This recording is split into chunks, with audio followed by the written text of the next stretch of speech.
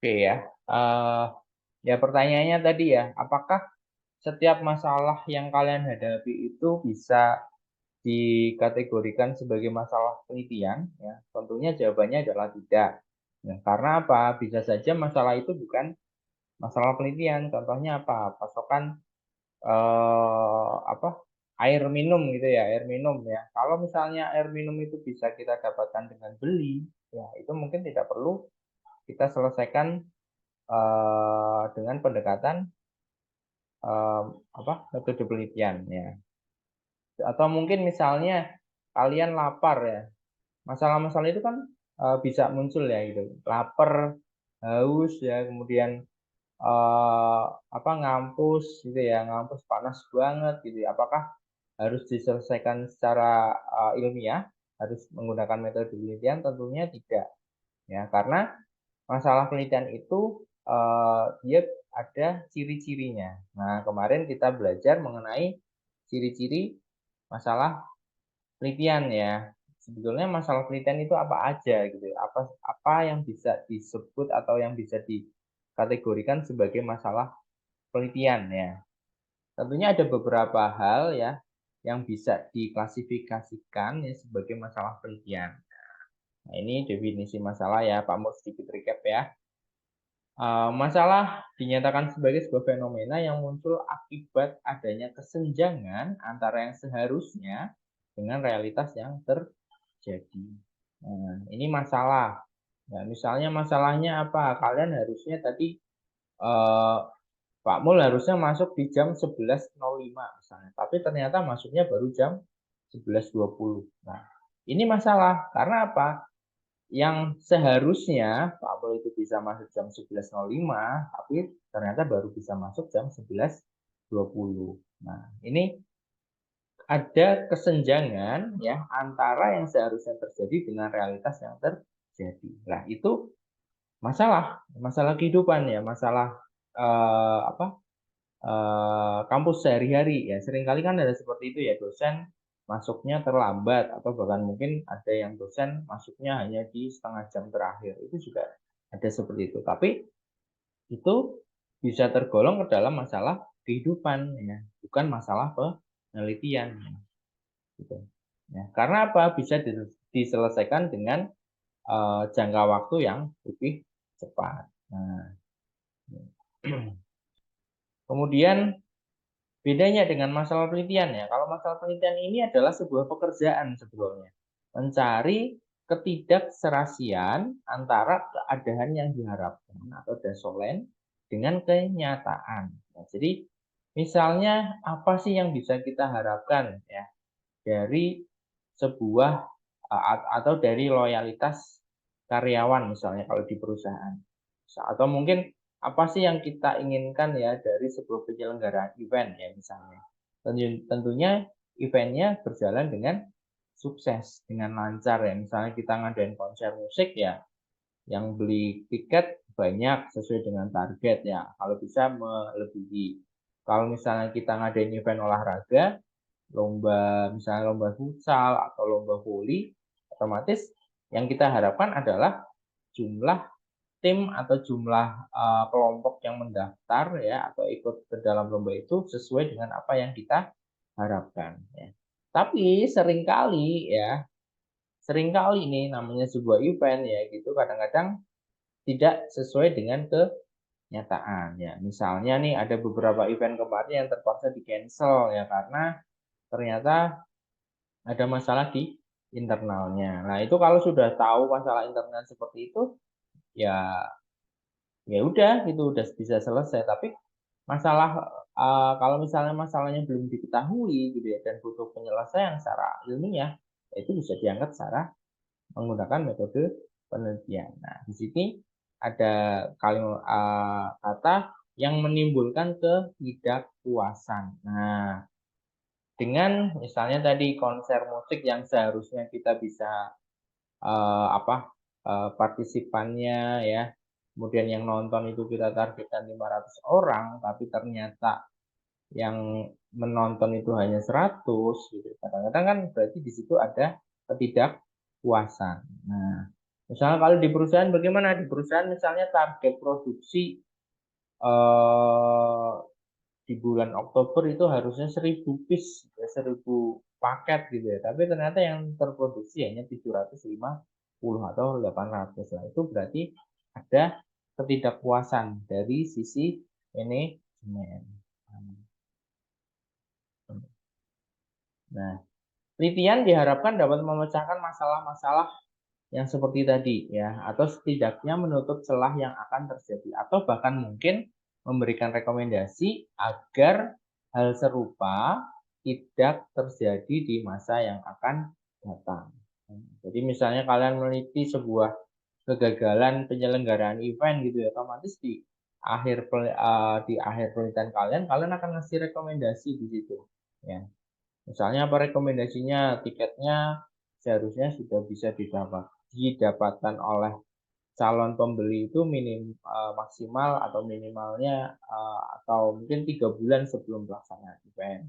Nah, kemudian harga harga tiket masuknya kalau bisa untuk daerah ini di kisaran segini karena berdasarkan UMR di kota tersebut. Nah, hal ini tentunya akan menjadi masukan ya bagi peneliti selanjutnya agar apa? Agar ternyata hasil penelitian yang dilakukan sebelumnya ini kayak begini. Nah, ini juga bisa menjadi masukan, bisa menjadi rujukan terhadap IO yang akan menyelenggarakan event yang serupa. Sehingga masalah-masalah yang sebelumnya terjadi ya itu tidak terulang kembali. Nah, ini ya. Kenapa kita harus bisa mengkategorikan atau mengklasifikasikan masalah penelitiannya? Nah, ini ada beberapa syarat ya atau beberapa hal yang harus dipenuhi ya ketika teman-teman mau mencari masalah penelitian ya. Yang pertama, masalah yang dipilih harus mempunyai nilai penelitiannya.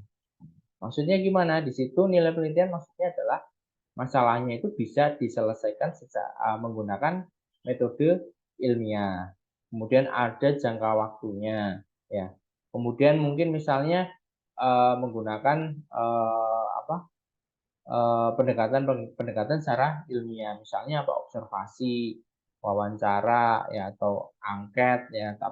Nah, berarti nanti kalau kalian ketemu hal-hal seperti itu, misalnya masalahnya ini nggak harus kita nggak harus wawancara, kita nggak harus observasi, kita nggak harus nyebar angket gitu. Oh, berarti itu bisa dimasukkan atau bisa tergolong ke dalam masalah kehidupan, bukan masalah penelitian. Nah, kalau masalah penelitian gimana? Masalahnya apa? Kira-kira bisa diselesaikan dengan metode ilmiah, ada jangka waktunya, kemudian yang terakhir adalah metodenya ya, metode ilmiah, kemudian jangka waktu penelitiannya ya, kemudian menggunakan cara-cara pendekatan ilmiah seperti observasi, ya wawancara atau angket itu bisa dikategorikan sebagai masalah penelitian. Kemudian yang kedua, masalah yang dipilih harus mempunyai nilai visibilitas. Maksudnya adalah masalahnya itu bisa dipecahkan menggunakan metode-metode ilmiah, ya bukan metode-metode yang sifatnya itu abstraksi gitu ya misalnya. Misalnya apa metode-metode abstraksi misalnya hari ini panas gitu ya, pengennya hujan. Nah, metode visibilitasnya gimana? Yang tidak dapat diukur, yang tidak dapat dipecahkan ya. Misalnya bagaimana agar turun hujan gitu. Ya udah kita manggil ini aja orang pintar ya, biar diturunin hujan. Ya itu tidak dapat terukur ya secara ilmiah ya. Meskipun seandainya nanti bisa, ya itu mungkin ya kehendak yang kuasa juga ya. Tapi itu tidak bisa dikategorikan sebagai masalah-masalah yang dapat dipecahkan secara ilmiah atau menggunakan metode ilmiah. Dan kemudian yang ketiga, masalah harus sesuai dengan kualifikasi peneliti. Misalnya nih kalian kuliah di prodi MAIS gitu ya. Berarti nanti apa, penelitian-penelitian yang akan kalian lakukan berarti terkait dengan prodi mais ya. Jangan terus mungkin melihat prodi sebelah gitu ya. Kayaknya prodi sebelah bagus loh penelitiannya, saya tak ikut aja deh. Penelitiannya topiknya sama. Itu nggak bisa, nggak boleh. Nah, gitu. Ya.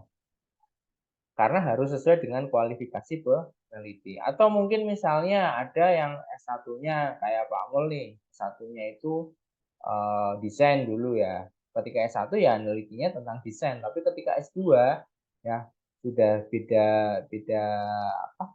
Beda prodi gitu ya, ambil informatika berarti penelitiannya harus terkait dengan informatika. Nah, yang jadi apa? Jadi keunikan sendiri adalah bagaimana kita bisa menggabungkan ya dua dua prodi tadi ya, misalnya prodi A dan prodi B ya, menjadi satu masalah penelitian. Nah, itu yang asik di situ sebetulnya. Karena apa? Karena mungkin yang S1-nya sudah dapat ilmunya, S2-nya juga sudah dapat ilmunya, pengen di-combine gitu. Dan itu tidak masalah sebetulnya. Ya. Tapi akan jadi masalah kalau misalnya kalian dari prodi mais tiba-tiba penelitiannya nanti meneliti tentang mesin bensin ya. Nah, itu di luar kualifikasi peneliti. Nah, gitu. Jadi tiga hal ini wajib dipenuhi ketika kita mau mencari masalah penelitian. Nah, ini masalah bisa bersumber dari observasi ya, pengamatan ya. Kalian mengamati sebuah fenomena, kalian mengamati sebuah objek gitu ya, diamati ya, seperti apa ya pergerakannya mungkin atau mungkin bentuknya apakah berubah ya dan sebagainya ya. Kalian bisa amati menggunakan metode observasi. Kemudian yang kedua adalah dedukasi dari teori. Maksudnya adalah masalah ini juga bisa berasal dari teori-teori yang sudah pernah dikemukakan gitu ya dan diperbandingkan dengan realitas atau kenyataan yang sekarang. Misalnya apakah teori-teori yang disampaikan oleh pakar-pakar terdahulu itu masih relevan ya, masih bisa disandingkan hasilnya dengan penelitian yang sekarang lah itu bisa menjadi sumber dari sebuah masalah penelitian. Kemudian yang ketiga adalah ulasan perpustakaan. Ini biasanya kaitannya dengan buku, ya, dengan artikel, ya, dengan paper, ya, atau yang lainnya.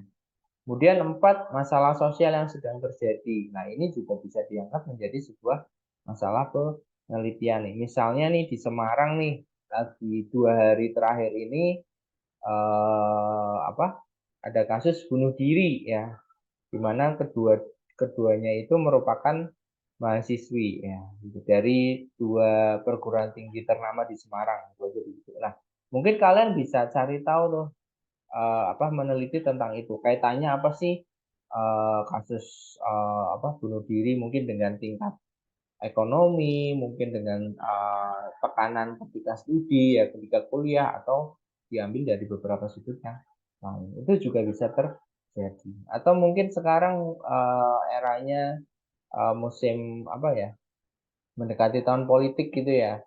Seringkali ya ada orang-orang juga yang meneliti di bidang itu. Misalnya kaitannya anak-anak muda yang memilih partai tertentu ya, kemudian kelompok usia sekian sampai sekian mungkin nanti bisa dikategorikan ya kategori eh, apa orang yang memilih partai politik ya berdasarkan usia gitu. Itu nanti bisa di ini dikategorikan. Kemudian yang kelima adalah situasi praktis ya. Situasi praktis maksudnya gimana? Mungkin di situ ya hampir sama dengan masalah sosial yang sering terjadi ya gitu. Situasi praktis misalnya eh,